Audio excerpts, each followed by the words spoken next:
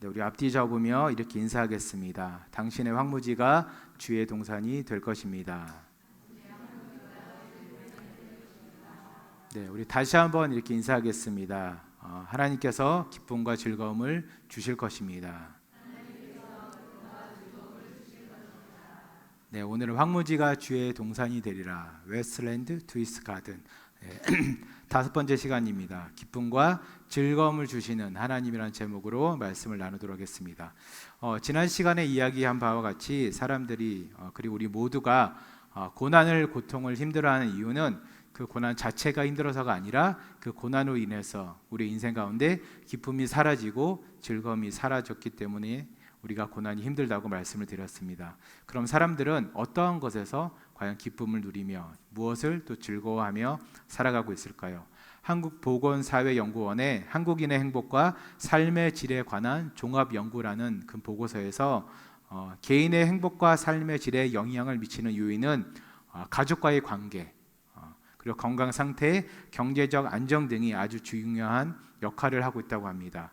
이러한 요인들이 한 개인이 인생을 살아가면서 느끼는 기쁨과 즐거움의 근본적인 원인이라고 할 수 있습니다. 또한 일상에서의 작은 즐거움이나 성취감, 사회 관계 속에서의 만족감, 그리고 또 사람들과의 관계에서 오는 행복감이 또 그 요인이라고 다 이야기하고 있습니다. 쉽게 말하면 우리가 취미 활동을 하거나 여가 시간을 알차게 활용하거나 친구나 가족과 이렇게 지인들과 만남 등에서 개인의 삶의 그 행복의 만족도를 우리가 느낀다고 합니다. 따라서 이 모든 것을 좀 종합해 보면 사람들에게 기본적으로 즐거움을 주는 것은 다른 것이 아니라 개인 삶과 환경에 따라서 조금 차이는 있겠지만 주로 가족, 건강, 경제적 안정, 그리고 사회적 관계, 소위 말하는 대인관계 등에서 사람들은 기쁨과 즐거움을 느낀다고 합니다. 아마 여러분들은 어떠십니까? 아마 비슷하게 그런 곳에서 기쁨을 찾고 즐거움을 느끼실 것입니다.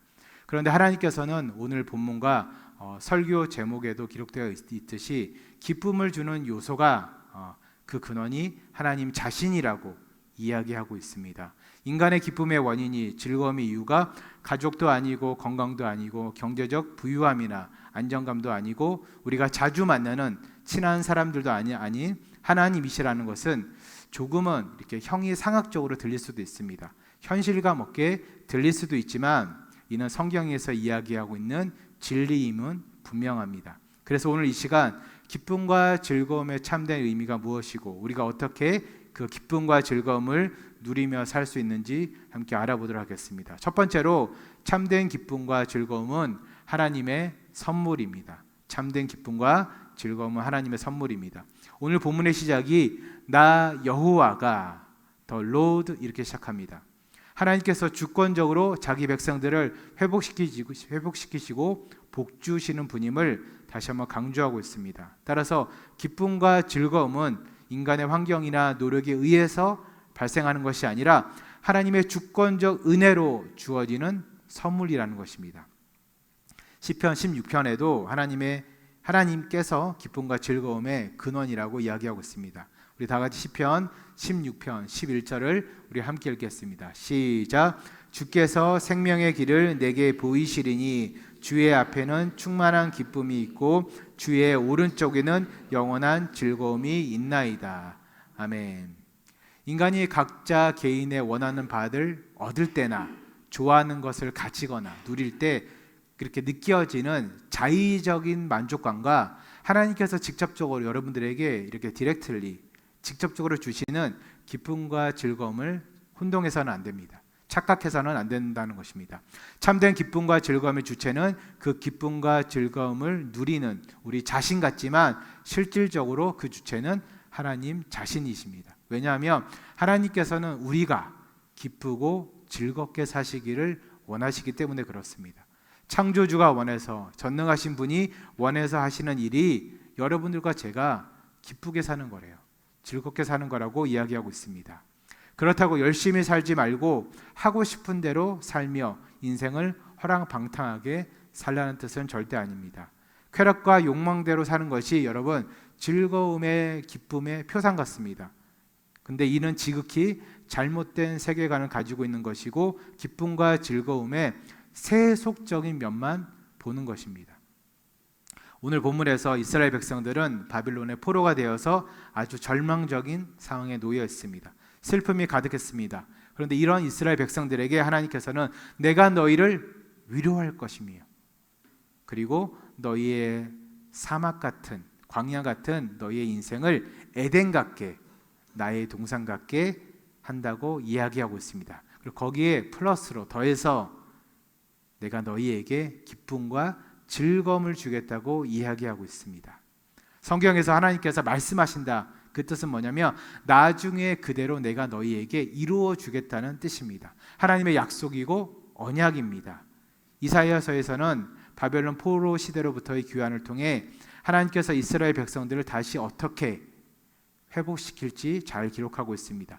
그렇게 회복된 이스라엘 백성들은 다시금 하나님을 예배함으로 참된 기쁨과 즐거움이 회복된다고 이야기하고 있습니다.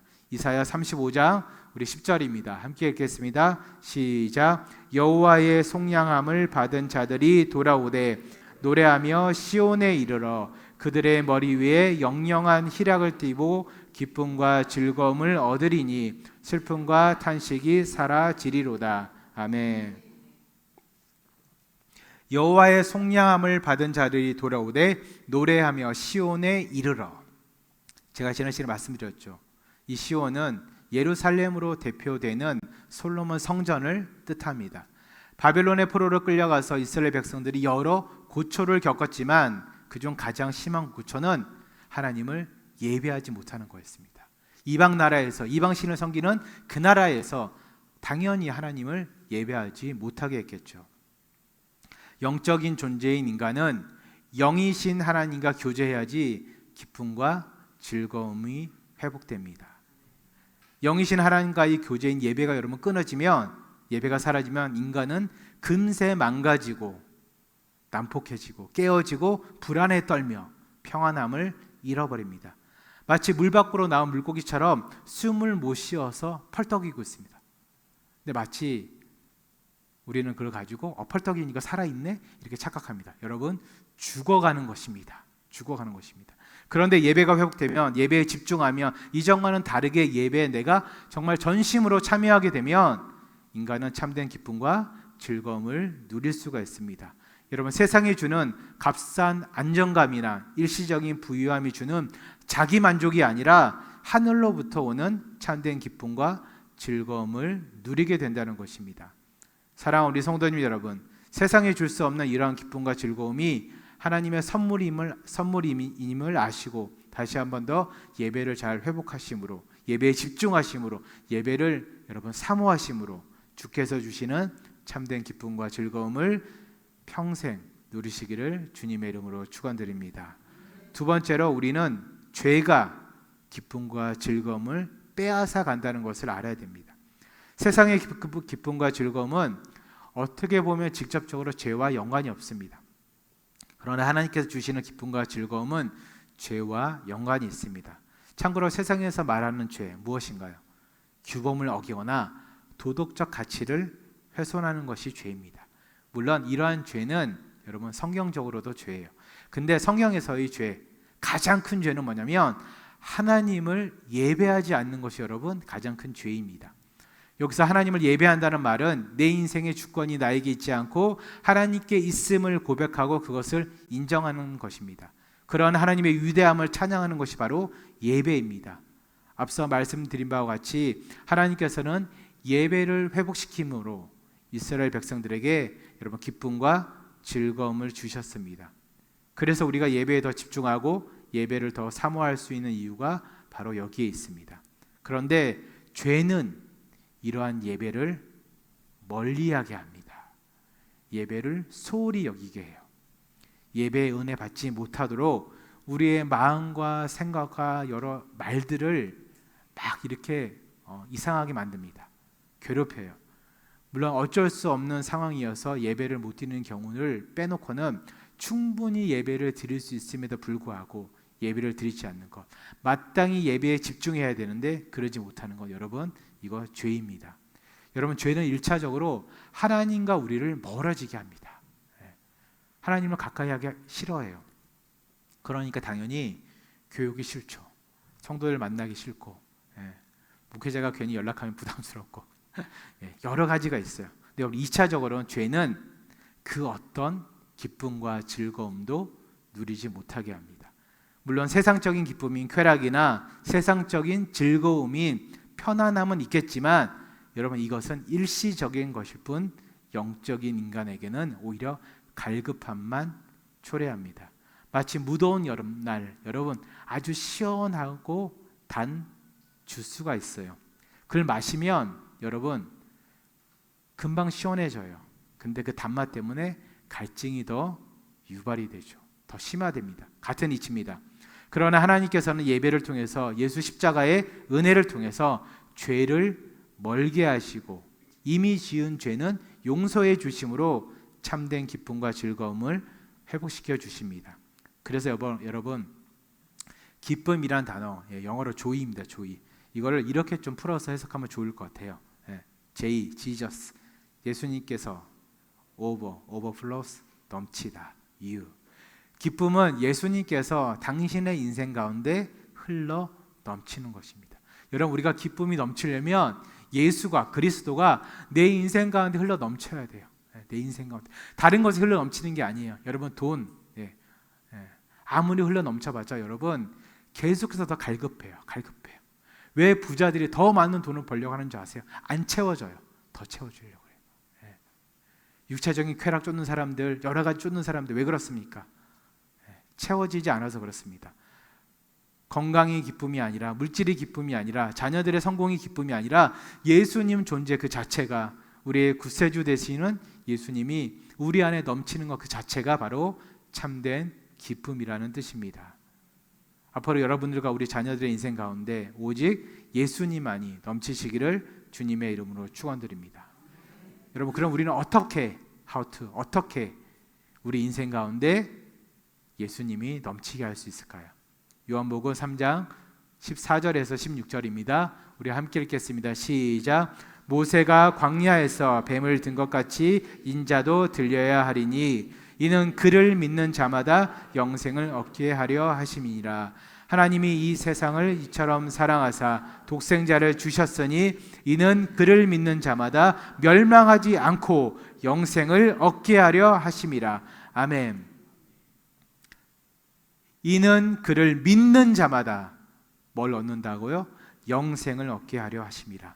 예수님이 우리 인생 가운데 넘치게 하는 방법은 우리가 예수님을 잘 믿고 영생을 얻어 그 영생의 은혜를 매일매일 묵상하는 것입니다.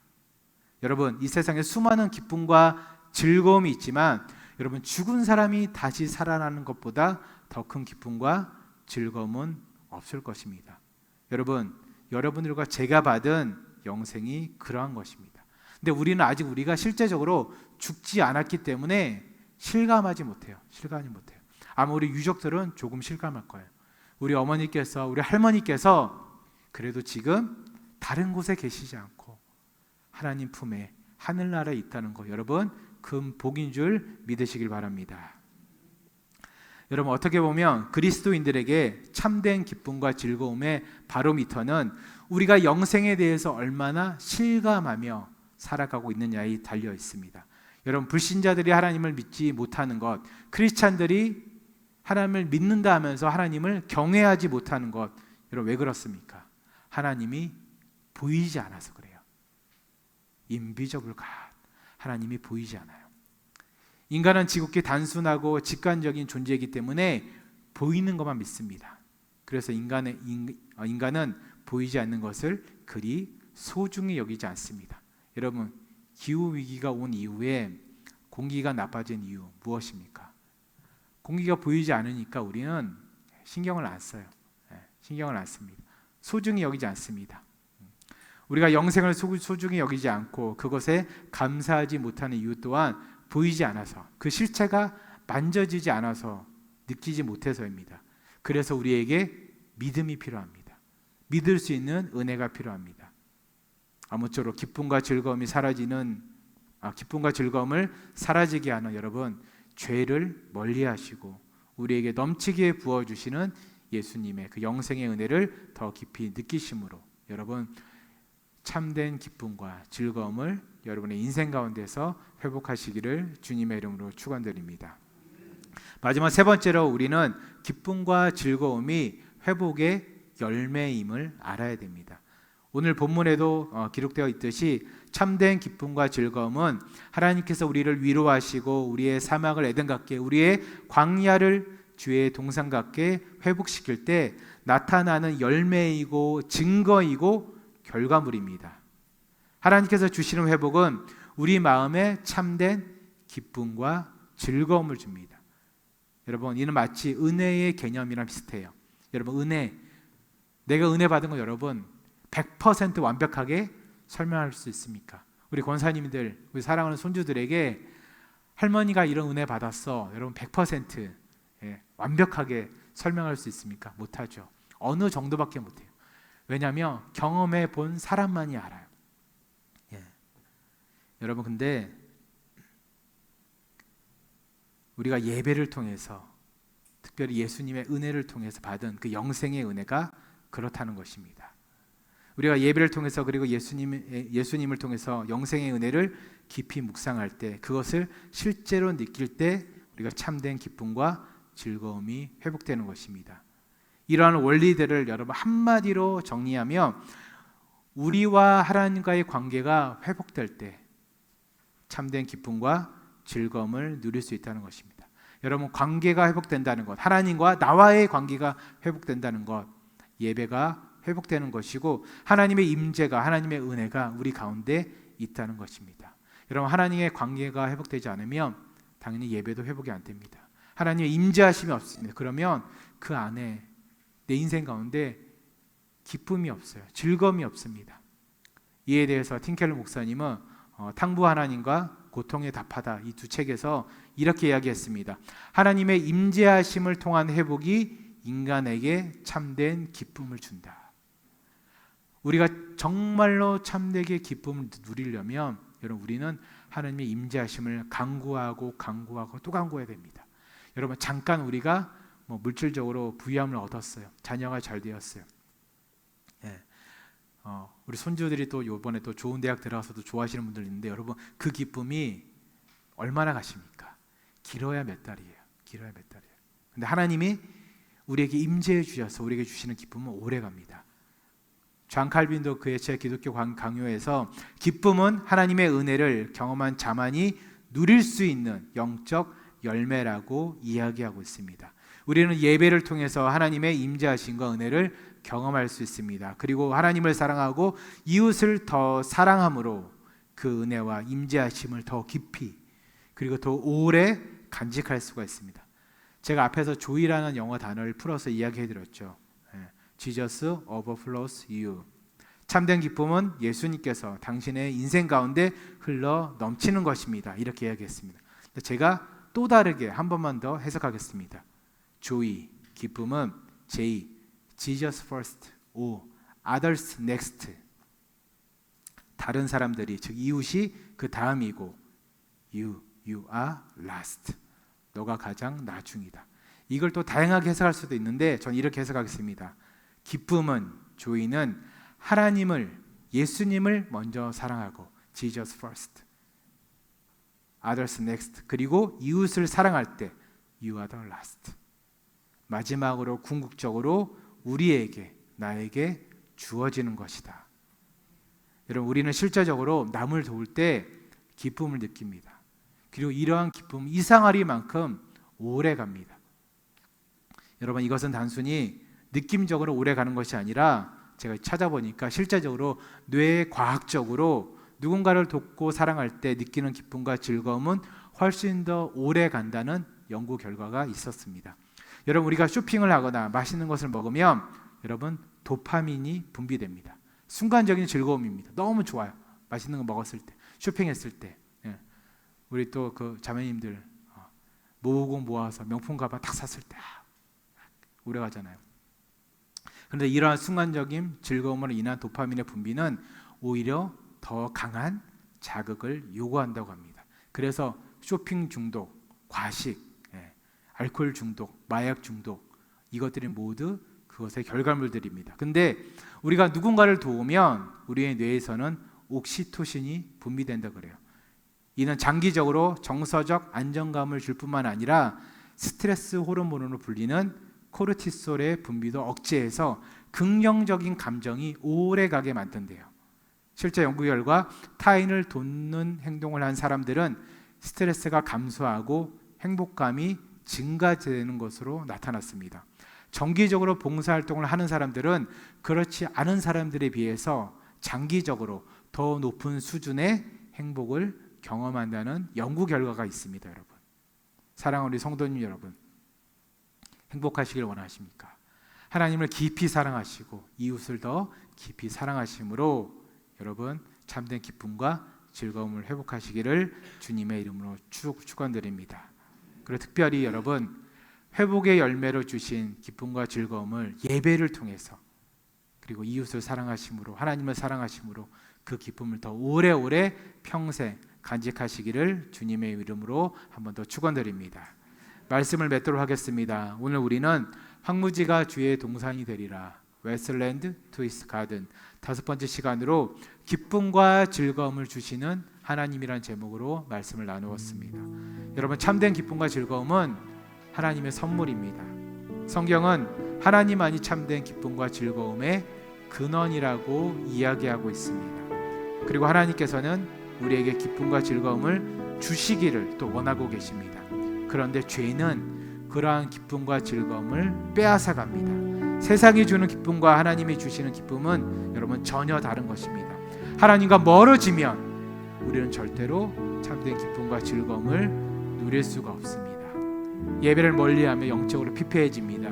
예배를 제대로 드리지 못하게 하는 마음과 생각과 말들을 여러분 조심하시길 바랍니다. 그러한 죄를 멀리하시고 예배를 회복할 때 기쁨과 즐거움이 우리 안에서 넘칠 것입니다. 참된 기쁨은 예수님께서, 오직 예수님께서 내 인생 가운데 흘러 넘치는 것입니다. 그리고 마지막 세 번째로, 우리는 하나님과의 관계가 회복될 때 참된 기쁨과 즐거움을 누릴 수가 있습니다. 참된 기쁨과 즐거움은 회복의 열매입니다. 특별히 우리는 하나님을 사랑하고 하나님께서 우리에게 보내주신 이웃들을 사랑하고 도울 때 행복과 평안함을, 안정감을 더 크게 오래오래 간직하며 살아갈 수가 있습니다. 여러분 기억하시기 바랍니다. Joy, Jesus first. 예수님을 먼저 뜨겁게 사랑하시기 바랍니다. Others next. 이웃을 또한 뜨겁게 사랑하시기 바랍니다. 그러면 여러분들에게 궁극적으로 마지막으로 여러분 참된 기쁨과 즐거움이 주어질 것입니다. 사랑하는 우리 성도님 여러분, 주께서 주시는 회복의 열매인 기쁨과 즐거움은 죄를 멀리하심으로, 예배에 더 집중하심으로, 하나님을 더 사랑하심으로, 이웃을 더 사랑하심으로 그 기쁨과 즐거움을 여러분의 인생 가운데서 놓치지 마시고 평생 누리시기를 주님의 이름으로 축원드립니다. 우리 다 같이 일어나셔서 우리에게 기쁨과 즐거움을 주시는 하나님을 찬양하도록 하겠습니다.